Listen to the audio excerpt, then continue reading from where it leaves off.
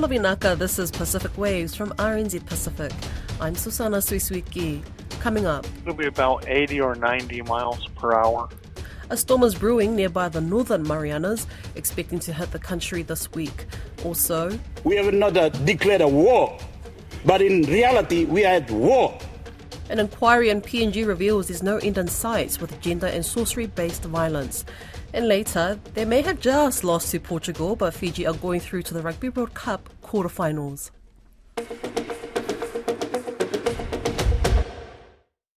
A tropical storm warning is in effect for Guam, meaning winds between 63 and 117 kilometers per hour are expected within the next day, and a typhoon watch remains in place for Guam, Rota, Tinian and Saipan. Caleb Fotheringham has more. The National Weather Service in Guam is predicting Tropical Storm Bolaven will turn into a typhoon before reaching the northern Mariana Islands. Senior meteorologist Paul Stanko says the storm is predicted to be felt worst overnight on Tuesday local time and diminish in strength during the day on Wednesday. It'll be about 80 or 90 miles per hour. That's strong enough to do some real damage to weaker structures. Reinforced concrete, not going to be a big deal. Meteorologist Landon Adlett from the same weather service says the typhoon is moving north and intensifying. As currently forecast, Tinian and Saipan could take a direct hit by either a Category 1 or a Category 2 typhoon at the time of passage. Typhoon Mawa made landfall on Guam in May, bringing sustained winds of 225 kilometers per hour. Mr. Stanko says a lot of debris remains, and although Bolaven looks to most likely avoid Guam, it could still potentially hit the territory. We've been a little worried if Bolaven happened to hit us directly, what would happen to all that stuff? You've already got all those ready-made flying little missiles for it to use to pummel everything. RNZ Pacific CNMI correspondent Mark Rubago from Saipan says people are busy preparing for the storm. People have been going to the stores to buy supplies, batteries for their flashlights, canned food, water, withdrawing money, gassing their cars, all that stuff just to prepare for the worst and hope for the best. In 2015, Typhoon Soldalor and in 2018, Typhoon Yutu wreaked havoc in the northern Mariana Islands. We had to drink rainwater. We had to line up for like 3 to 4 hours just to get gas. We had a limit on groceries. We can only buy so-and-so cans of meat, and everything was controlled. Mr. Rubago says the typhoons of the past have left a generational mark on the people in CNMI.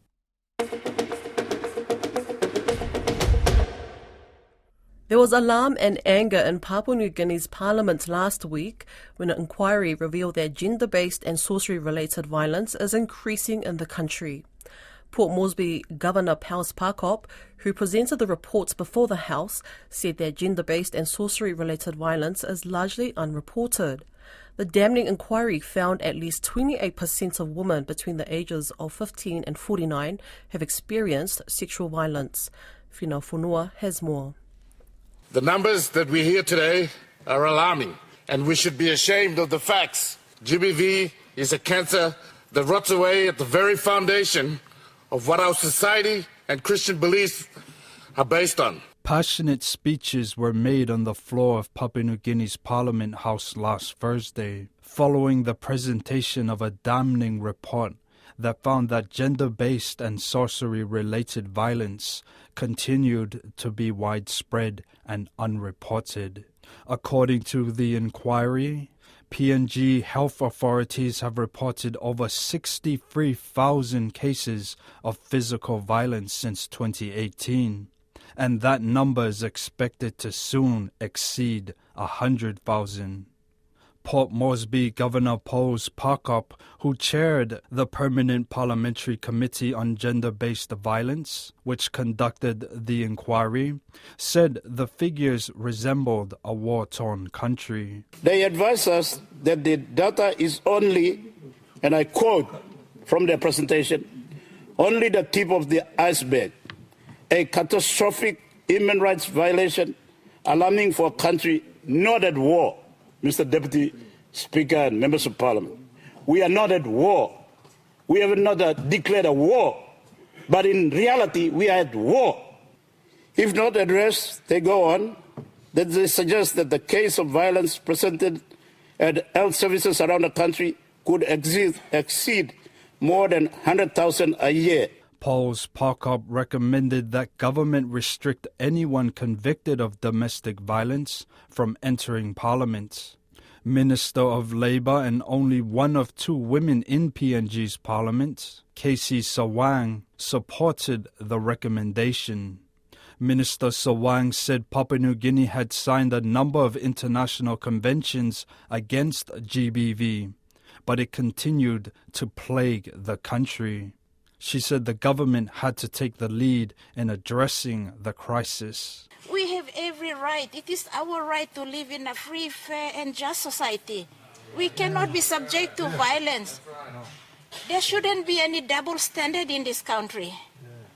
And we are a state organization. We are a state. And it is the responsibility of the state to protect its citizens. We have a social contract as government. We have a social contract to our people, and one of that is to protect our most vulnerable. And it so happens that we women and girls in Papua New Guinea, and also the youth, we become the most vulnerable. Prime Minister James Marape also expressed support of Parkop's inquiry. Marape condemned men who engaged in domestic violence and sorcery as being unchristian. He said women needed to be acknowledged as equals. The mother of Melanisa is an asset to the society. She anchors the household, anchors the family, anchors the tribe, and anchors the community. Together, this parliament, this time, why don't we agree and rise up? Take back PNG Mitogel, one of something. Start at the home, and it starts first. Let's protect our wives, our mothers, and our daughters amongst us. In doing this, we would secure the future of our country. According to the inquiry, more than half of women between the ages of 15 and 49 have experienced physical violence in PNG, while 28% have experienced sexual violence. The study also found that on average, almost 400 people are accused of sorcery each year, with at least 65 of the accused confirmed to have been killed.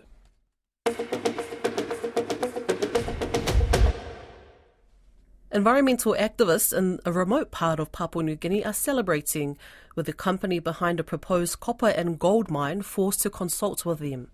Project SEPIC, with the assistance of advocacy group Jubilee Australia, 2 years ago complained to an Australian government-sponsored independent body set up to resolve complaints made against multinationals about plans for the huge mine on the Freda River, a tributary of the Sepik River.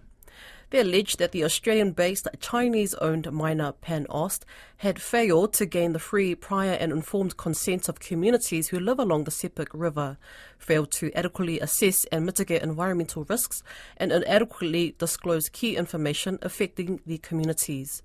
The Australian National Contact Point on Responsible Business Conduct found that the company would need to have prior consent from certain groups, which could include Project SEPIC and Jubilee Australia.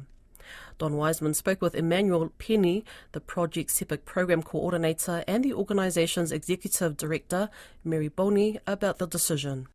We celebrated this decision or the statement and the outcome of our complaint. We were happy that our complaint was accepted. That means it's a valid complaint. And then the investigation took 2 years. And now we are happy about some of the outcomes of the investigation. The most significant one for us is our complaint about FPIC and what the practices are of companies, of large transnational businesses and conglomerates, all parts of the world, including Papua New Guinea. The decision is very much an interim one, of course, isn't it? They're not exactly voting in your favour, but there are a number of points they've made that the company's got to be mindful of. For us here in Papua New Guinea, laws set out by OECD and many others, they don't accompany more than what is required of the FPIC. And so this outcome is really important for us. We also think that the FPIC are defined by companies and our colonizers, and it doesn't reflect our way of talking about resources, talking about land, and our way of mediating and finding decisions or making decisions for collective good and for the benefit of the communities. And so we are left out, even if the FPIC is implemented. Mary, clearly the company now has to properly seek free, prior informed consent from the community. That includes your group, which is pretty strong. It's pretty large, isn't it? So what do you think is going to come next? First of all, we've got to realize that this is a process that's a foreign process, and this tribunal is an independent tribunal overseas. So whether they comply to it in our country, that's still a question. That's still a question to ask. And if you look at the practicality of it, if they're going to comply with it, one of the requirements that came out of the recommendations of that final statement of the process, the tribunal, was that Project CIPIC be present in all those consultations that they're going to take out with communities. And when you talk about communities, you're talking about communities all along the river. You're talking about the Upper Sepik, the Middle Sepik, and the Lower Sepik area. So you're talking about, looking at the practice that's always through the whole process.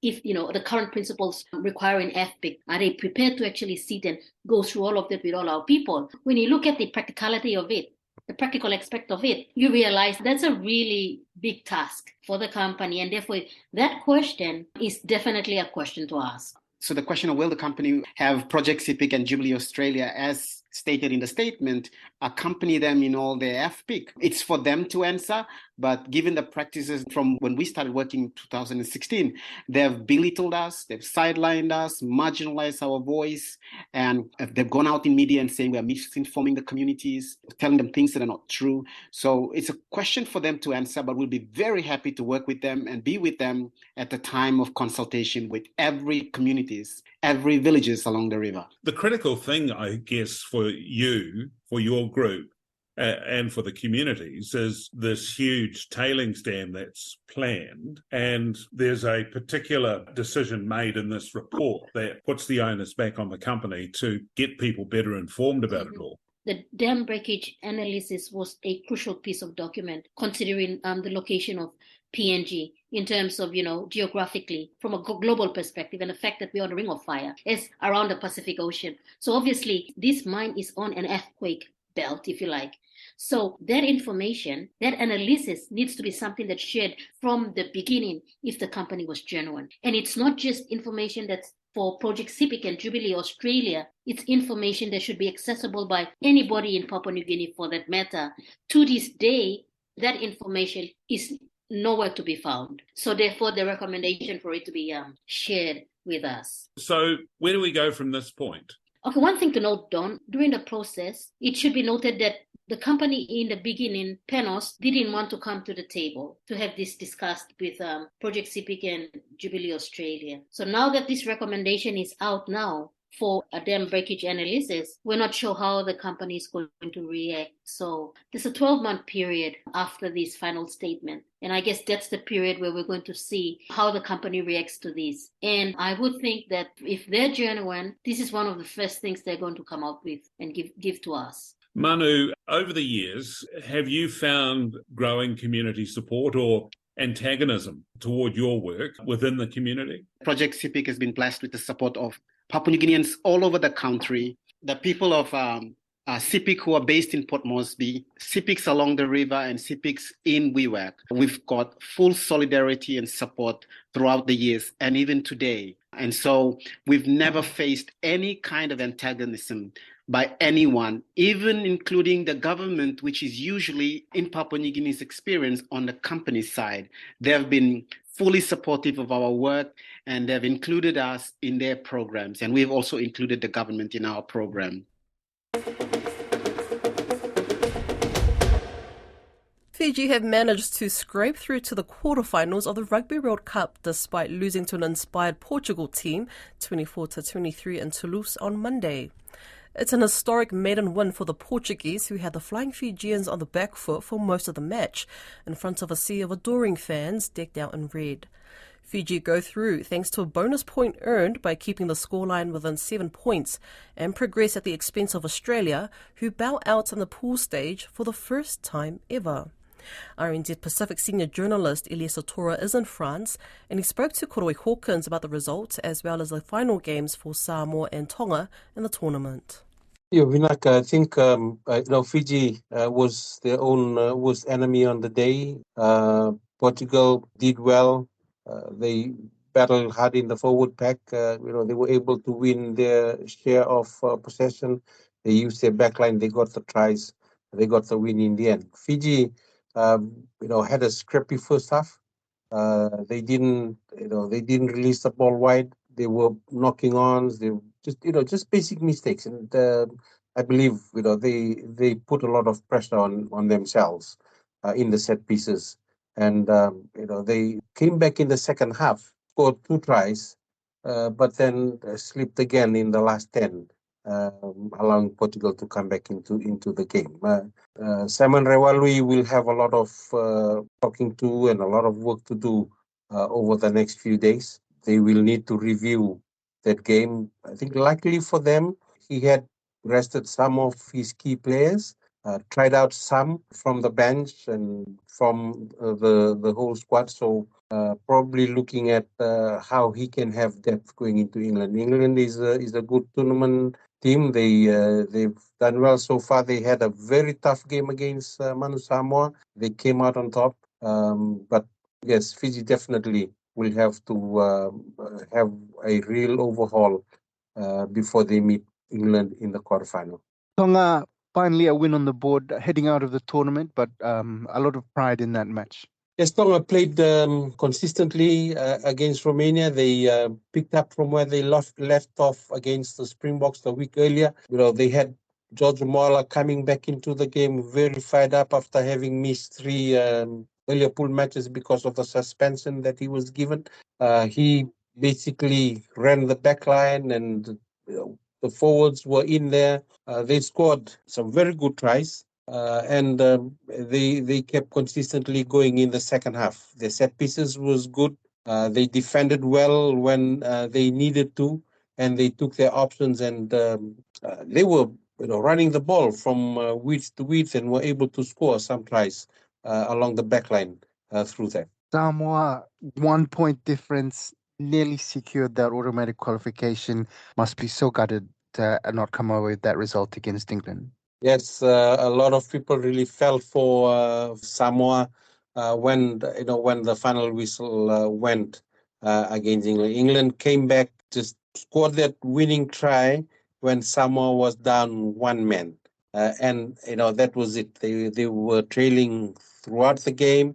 Samoa was in it all the time. They had 2 tries that were disallowed. If they had scored that would have turned the game their way earlier on in the first half and put more pressure on England.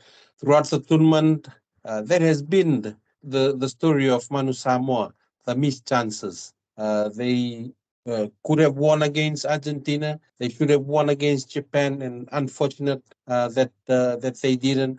But a brave show in their last game against England, and England really felt the physicality, the power, the tackles, the bone crunching tackles that went in, and Samoa did well. Unfortunately, disappointment at the end because they were not able to cap off their Rugby World Cup tournament campaign with a win that could have seen them automatically qualify for 2027.